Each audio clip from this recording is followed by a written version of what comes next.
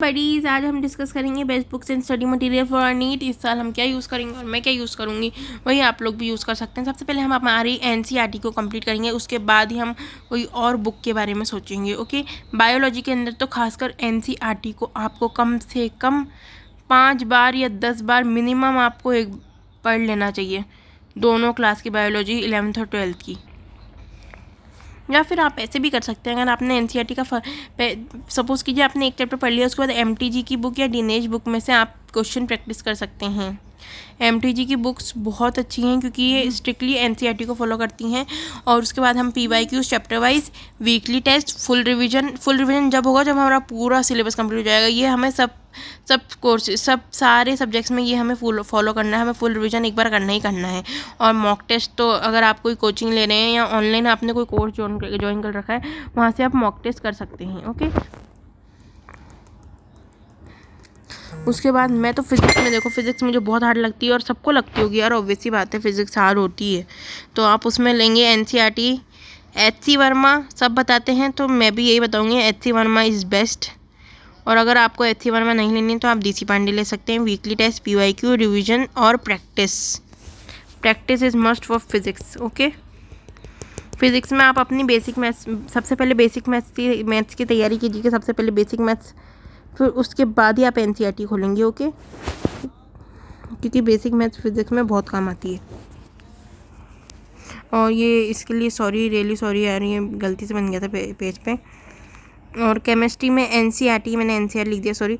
Organic chemistry में आप MS. Chauhan या ओ.पी. टंडन की बुक ले सकते हैं, ये भी दोनों बहुत अच्छी बुक्स है। एम.एस. चौहान में ज़्यादा प्रेफरेंस दूंगी, एम.एस. चौहान को, बहुत अच्छी बुक है। PYQ, weekly test, revision, practice. Okay,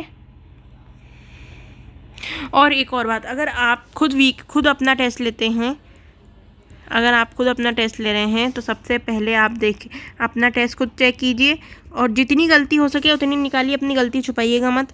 गलती निकालने के बाद उस गलती के ऊपर, जो क्वेश्चन आपसे नहीं बना उसके ऊपर स्टार मार्क लगाइए। फिर एनसीईआरटी खोलिए, उसमें देखिए कौन सा टॉपिक है जिसमें आपसे गलती हुई, कौन से टॉपिक से आया था वो क्वेश्चन, फिर उस टॉपिक पे स्टार मार्क लगाइए और उस टॉपिक को पक्का कर लीजिए। फिर वापस अपना टेस्ट लीजिए, दूसरा पेपर लीजिए, उस पर टेस्ट लीजिए, दूसरा टेस्ट लीजिए, फिर देखिए उसी टॉपिक का कि आपका पक्का होता है या नहीं। जब तक आपका पूरा चैप्टर पक्का नहीं हो जाता आप दूसरे चैप्टर पे नहीं बढ़ेंगे। ओके, इनऑर्गेनिक में हम लेंगे वीके जायसवाल या ओ.पी. टंडन, वही बात है। पीवाईक्यू, वीकली टेस्ट, इसमें भी आपको यही फॉलो करना है। फिजिक्स में भी आपको यही चीज़ फॉलो करनी है।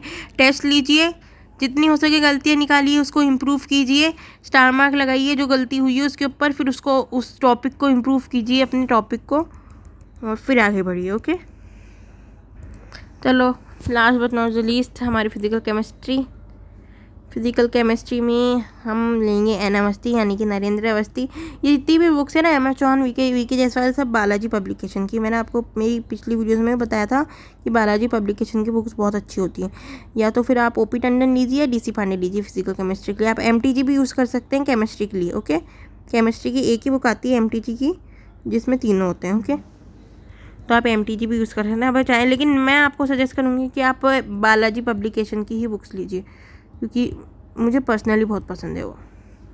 मैं तो बालाजी पब्लिकेशंस की परचेज़ करूँगी, लेकिन बुक्स परचेज़ भी आप अभी मत कीजिए। आप सबसे पहले अपनी एनसीईआरटी कवर कर लीजिए। वीकली टेस्ट आप ऑनलाइन, बहुत सारे फ्री टेस्ट होते हैं यार, वो कर लीजिए, यूट्यूब से देख लीजिए, या तो फिर गूगल पे जाके देखिए, कोई ऐप ढूंढिए, और हो सकेगा तो मैं आपकी ज़रूर मदद करूँगी वीकली टेस्ट फ्री आपको प्रोवाइड कराने की। वैसे तो हो नहीं पाएगा, लेकिन फिर भी मैं आपकी मदद करूँगी, अगर मुझे मिल जाएंगे और मुझे सही लगेगा तो मैं आपको प्रोवाइड करवाऊँगी weekly test. Okay, DC. Pandey और एम.टी.जी. ये मैंने आपको बता दिया। Okay, bye bye, Tata.